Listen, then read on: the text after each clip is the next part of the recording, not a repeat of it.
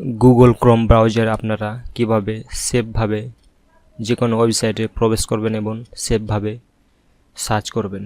সেই জন্য আপনাদের প্রথমে গুগল ক্রোম ব্রাউজারে ওপেন করতে হবে। তারপরে 3 ডট আইকন থেকে আপনাদের সেটিং আসতে হবে।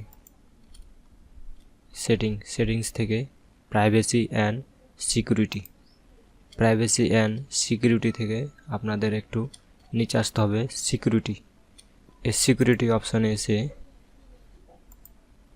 ক্লিক করেই এখানে আছে যে সেফ ব্রাউজিংয়ের জায়গায় নো প্রোটেকশান নট রিকমেন্ডেশন, এটা মানে ব্রাউজার রিকমেন্ডেশন করে না। আমাদের স্ট্যান্ডার্ড প্রোটেকশান অথবা ইনহ্যান্স প্রোটেকশান, তো আমরা এখানে স্ট্যান্ডার্ড প্রোটেকশান না দিয়ে ইনহ্যান্স প্রোটেকশান দেব, তাহলে আমাদের ব্রাউজিংটা আরও সেফ হবে। তো আমরা এখানে সেফ ব্রাউজিংয়ের জন্য ইনহ্যান্স প্রোটেকশানে একটা ক্লিক করব। ক্লিক করলেই আমরা এখানে দেখতে পাবো যে আমাদের কি এখানে প্রোটেক্ট করবে।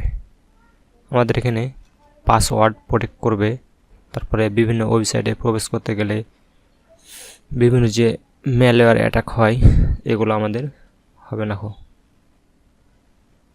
তো এভাবে আপনারা খুব সহজে সেফ ব্রাউজিং গুগল ক্রোম ব্রাউজারের মাধ্যমে করতে পারবেন।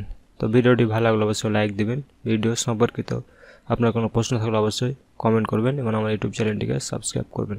ধন্যবাদ।